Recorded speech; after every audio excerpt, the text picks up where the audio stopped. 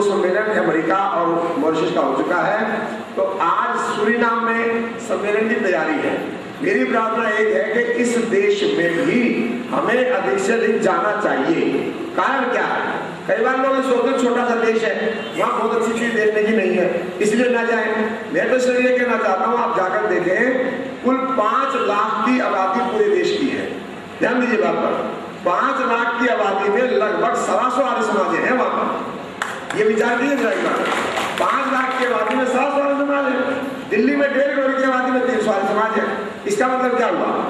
दूसरी बात, उस देश को बनाने का काम जो है आज भारतीयों ने किया और आर्य समाज में बहुत बड़ी भूमिका है। तो मेरा कहना यह है कि उसमें हमको जाना चाहिए और वहां पर आपको आश्चर्य होगा जितनी आर्य समाज है अपने आप में मजबूत काम कर रही है। तो इसलिए उसमें वहां जाने के लिए भले दूर हो, ये लोग हमारे सम्मेलन में भी आए थे, वहां पर आने का, वो देश बहुत अमीर नहीं है, नया देश आजाद हुआ है, हॉलैंड से अलग होकर आजाद हुआ है, हमें वहां जाना चाहिए।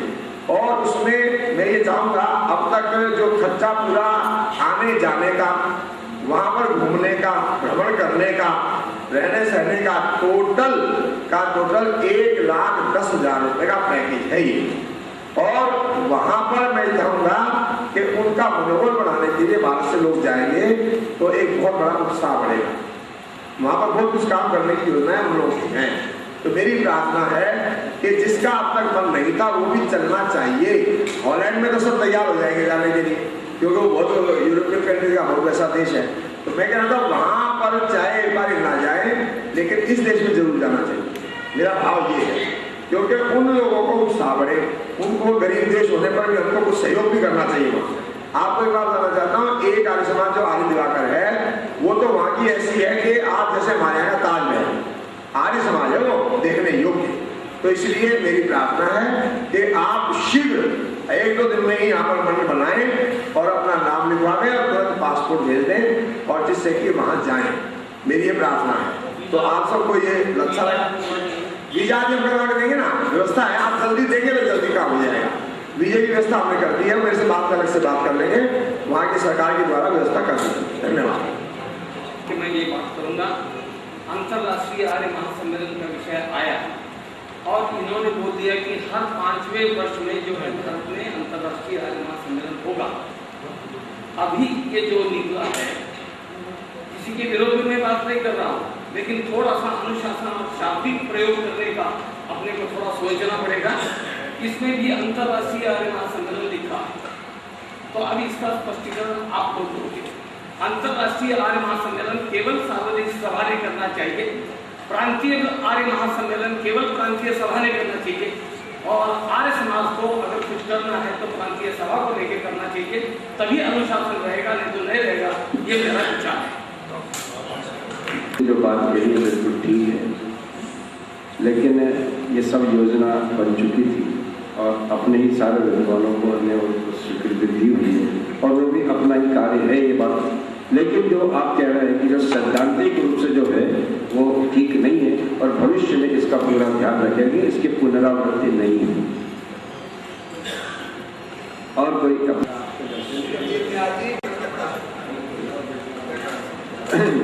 आपने बनियान सा पहनते हो, डॉलर बनियान सबसे बढ़िया बनियान है, तो आप उसके सम्मान के आदरणीय दीनदयाल जी गुप्ता कलकत्ता से प्रधान।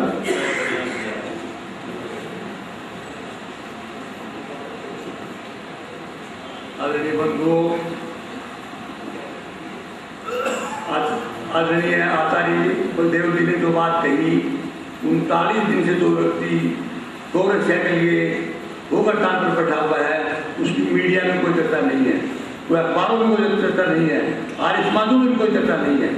जो व्यक्ति अपने प्राणों को निछावर करने के लिए बैठा हुआ है, उसकी प्रतिक्रिया तो हमारे में होनी चाहिए।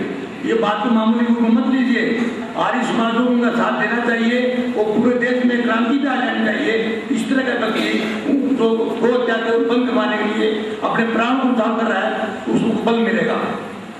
अगर उसको बल नहीं मिलेगा, सरकार कुछ नहीं करेंगी, व्यक्ति विशेष से कुछ नहीं होने वाला, लोग सब मिलकर के करेंगे, समाज करेंगे, सब जाकर कुछ काम बन सकता है।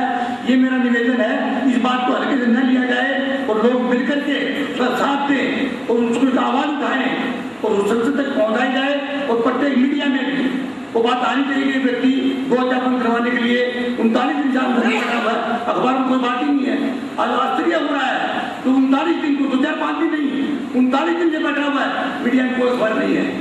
ये मैंने सुनकर के हैरानी हो रही है कि हमारा एक बंधु गोत्यापन करवाने के लिए बैठा हुआ किसी मालूम नहीं है। इसलिए नम्र निवेदन मेरा नहीं है, हम सबको उसका साथ देना चाहिए। प्रत्येक आर्य समाज को, सार्वदेशिक को साथ देकर के उस बात को ज्यादा ऊंची आवाज में उठा करके साथ देना चाहिए। पूरे राष्ट्रीय स्तर पर कुछ योजना इस प्रकार की बननी चाहिए कि हम सब लोग मिलकर एक आवाज में, एक प्रयास में, एक मार्ग पर चलकर उसका विरोध करें तो उसमें वो सशक्त होगा। इसलिए आपकी भावना निश्चित रूप से हम सबको उस पर ध्यान देना चाहिए। आदरणीय मुनि जी जम्मू से पधारे हैं, वे कुछ कहना चाहिए। माननीय अध्यक्ष महोदय, आदरणीय सदस्यों, यहाँ पर मैं देख रहा हूँ अभी तक जितने प्रस्ताव रखे गए हैं उन पर केवल अपने हाथ उठा रहे हैं। सभा के अंदर ये 100 वर्ष बाद ये सभा हो रही है। 100 वर्ष के बाद हम देखेंगे या नहीं देखेंगे वो हमें पता है। मुझे ये कहना है कि माननीय मंत्री महोदय ने प्रारंभ में 3-4 प्रस्ताव रखे। प्रस्ताव बहुत अच्छे हैं, लेकिन उन पर कुछ से बात करना चाहिए। पहली बात ये, संगठन को मजबूत बनाने के लिए जो कार्य उन्होंने बात कही, आज ये स्थिति है कि आर्य समाज या सार्वदेशिक सभा ने पता नहीं कब सर्वे हुआ होगा कभी कि हमारे भारतवर्ष के अंदर या विश्व के अंदर इतने आर्य समाज हैं और कितने आर्य समाज हैं।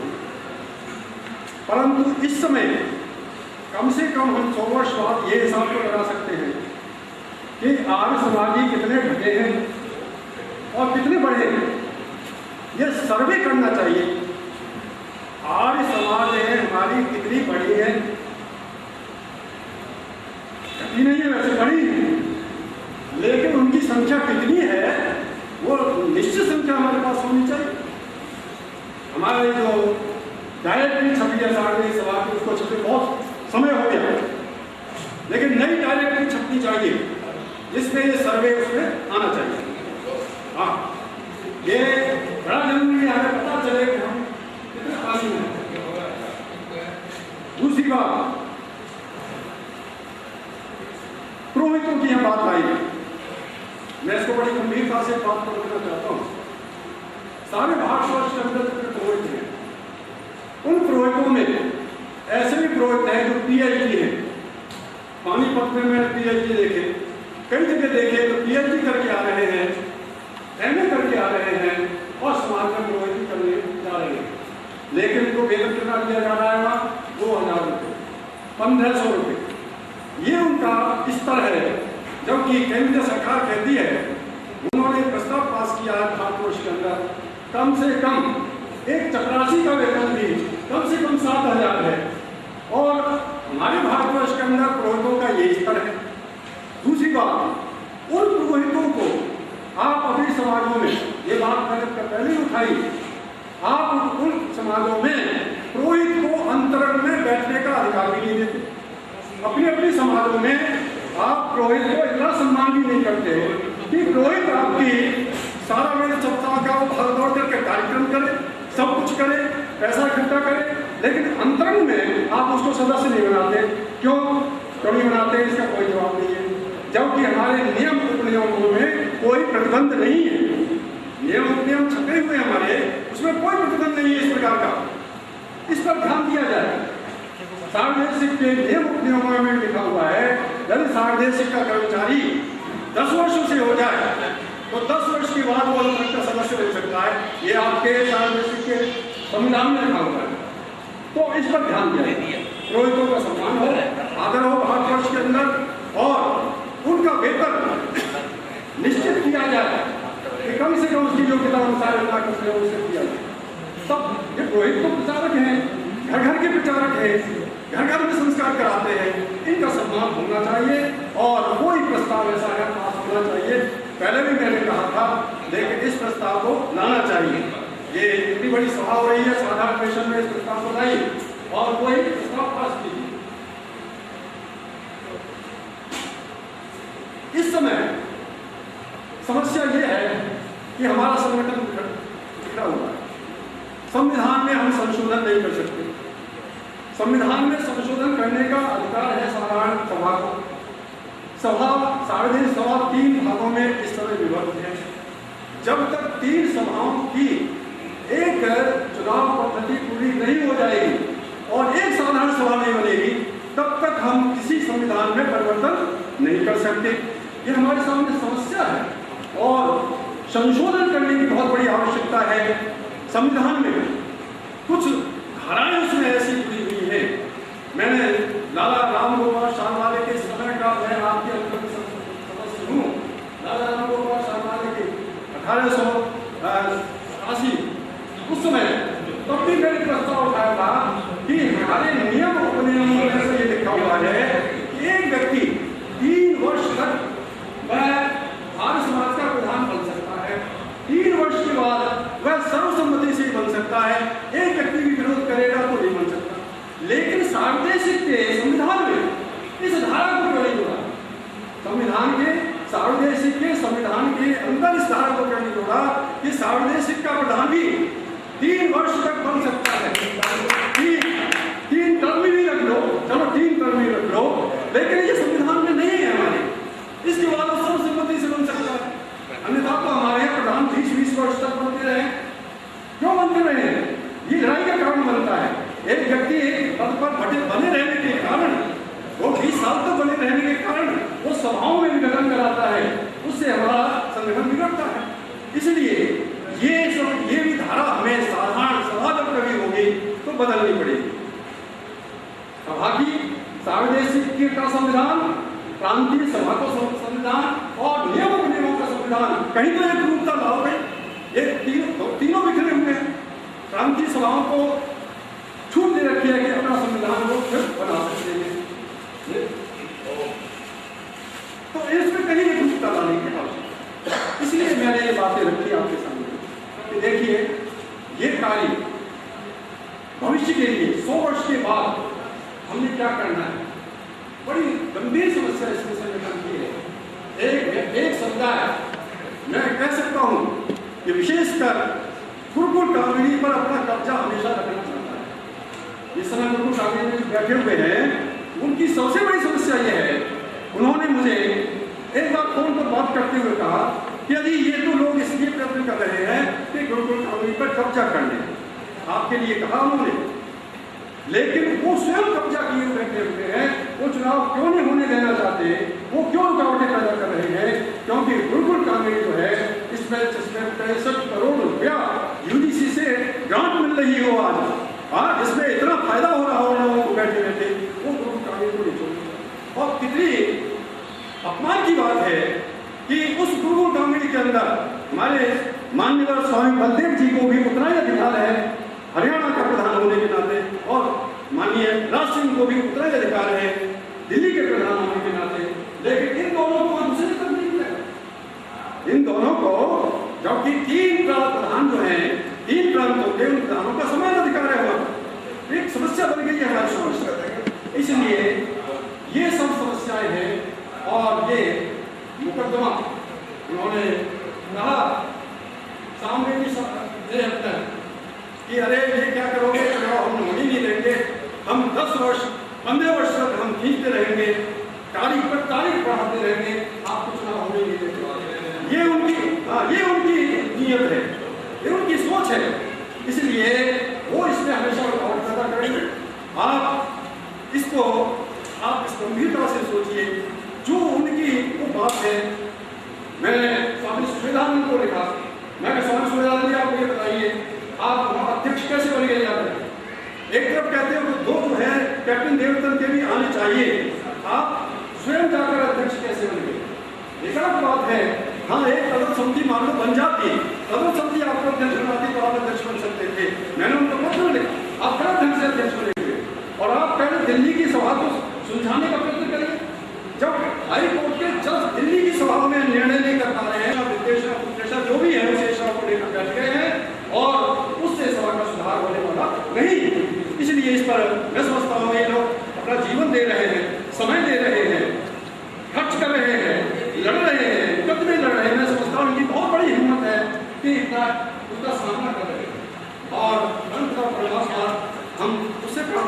कहते हैं कि न्याय, सच्चा न्याय मिलना चाहिए, सच्चाई की विजय होनी चाहिए और वो समय अवश्य ही आना चाहिए।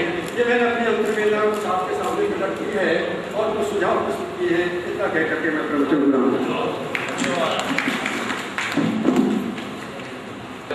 इस अंतरंग सभा में जो कि प्रस्ताव हम लोगों ने निरंतर कई दिन परिश्रम करके बनाए, उसमें कुछ और जोड़ने का आप लोगों ने बहुत ही उत्तम सुझाव दिया। उसको निश्चित रूप से हम उसको जोड़ेंगे। और हमने एक और निश्चय किया अपने बंधुओं में कि हम जो भी कुछ इस शताब्दी अवसर पर निश्चय करेंगे, हमारा ये पहला उद्देश्य होगा और उसको हम दृढ़ता से पालन करेंगे कि हम जो कुछ कहेंगे उसको करेंगे। ऐसा नहीं होगा कि आज कुछ प्रस्ताव जो पास कर दिया गया या जिसको किरवानित किया जाएगा आप लोगों के आदेश से वो पूरा ना हो, इसका अवसर शायद आपको नहीं प्राप्त करने को मिलेगा। और जहाँ तक संविधान का है, अभी डॉक्टर साहब ने बहुत ही ठीक बात कही कि हमारी व्यवस्था है कि हम उसमें कुछ परिवर्तन नहीं कर सकते, मगर सार्वदेशिक सभा की नाम है और हम सार्वदेशिक सभा को चला रहे हैं और सच्चाई हमारे साथ है, तो हम उस संविधान को जो कि मौजूदा अभी हम है उसमें बहुत सी त्रुटियां हैं, उसका जब संशोधन होगा, मगर हम उसका सम्मान करते हुए भी हम जो उसमें त्रुटियां हैं उस पर नहीं ध्यान दे करके या उसको हम महत्व नहीं दे करके जो आवश्यक कार्य है तो हम किसी कार्य को नहीं रोकेंगे।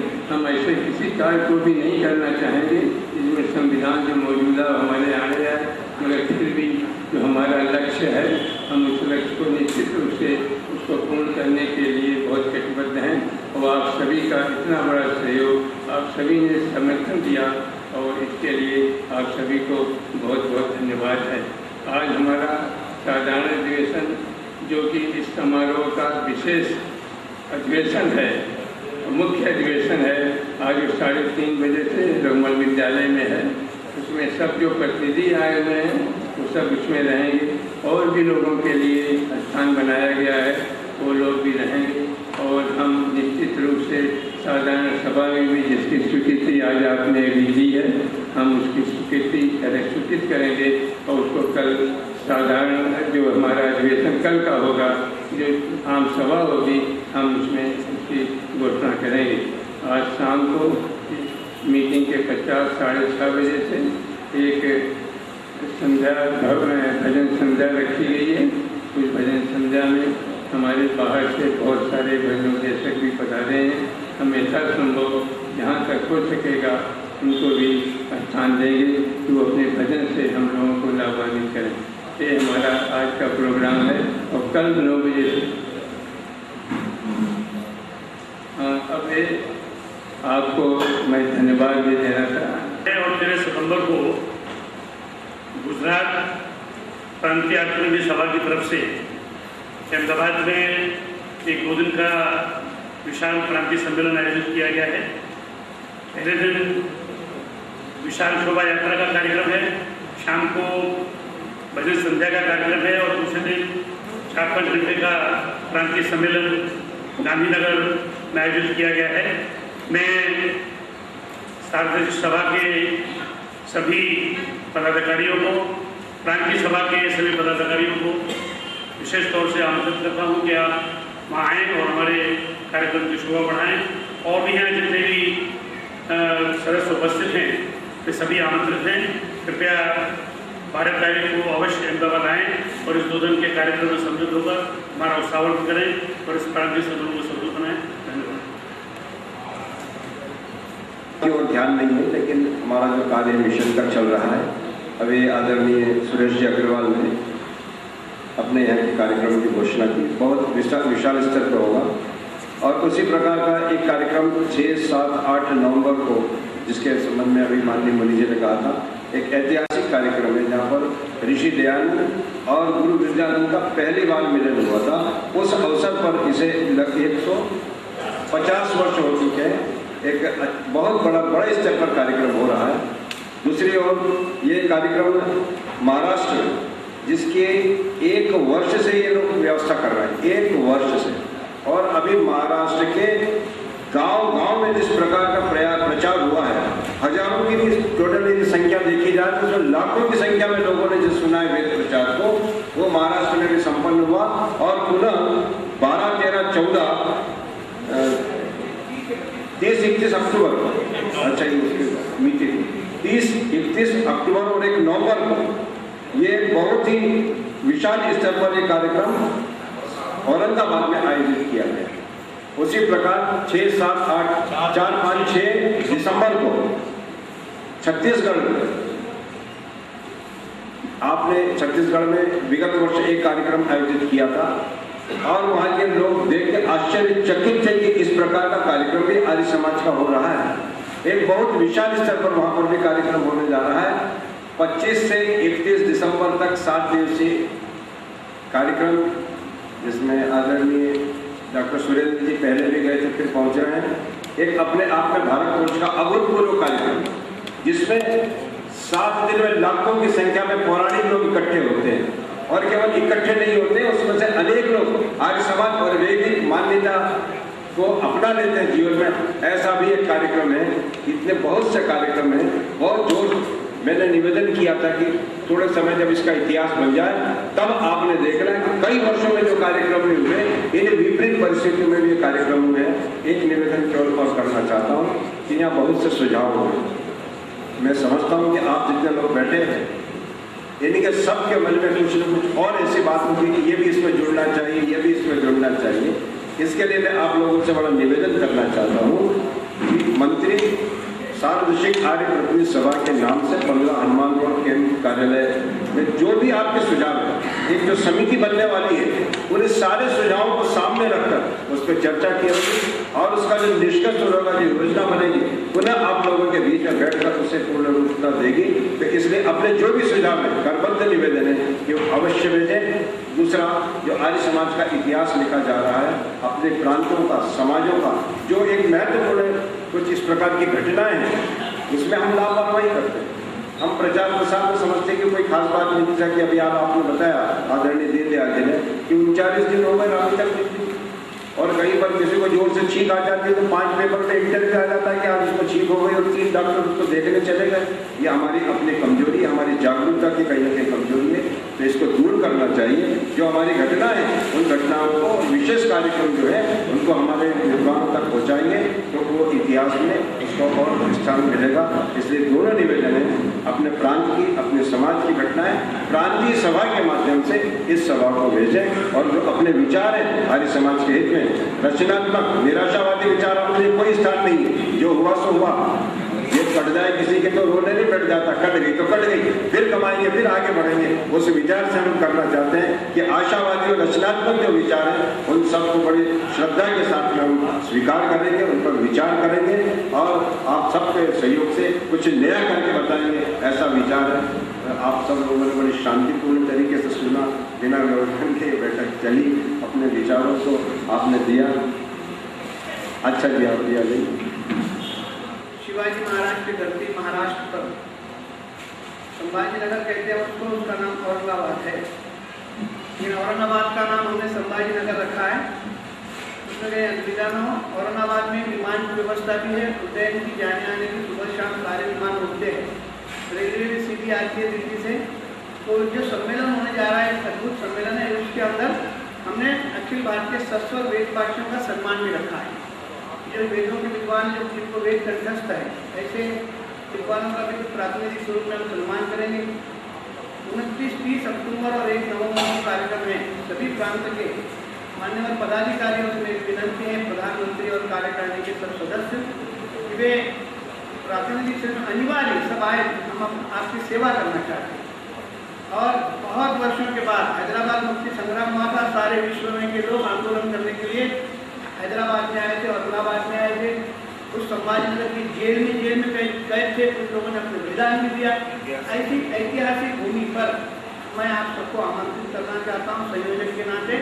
अभी स्वामी श्रद्धानंद जी प्रधान हैं, जो सम्मेलन के अध्यक्ष है, और कई गणमान्य व्यक्तियों से हमारी चर्चा चल रही है कि वो राष्ट्रीय स्तर के नेता भी आए, राष्ट्रपति का विषय तो नहीं आया है, तो इसलिए लोकसभा अध्यक्ष की भी चर्चा कर रही है। बाकी विषय अभी हम नहीं बताएंगे, जब उनकी सम्मति आ जाएगी और पत्रिका आप तक पहुँचेगी। सबके चरणों में कहूँगा करबद्ध प्रार्थना है कि आपकी शैली को उपस्थित धन्यवाद।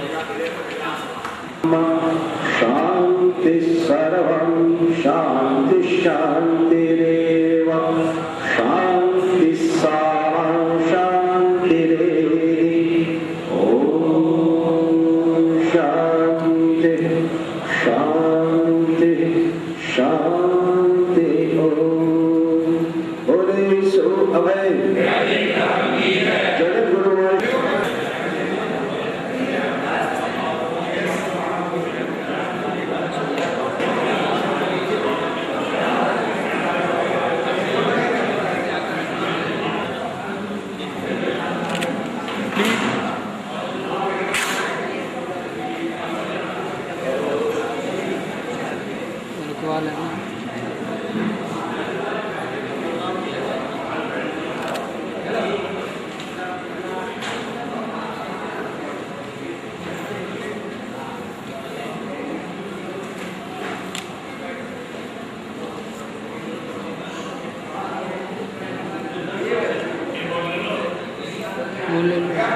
एक मिनट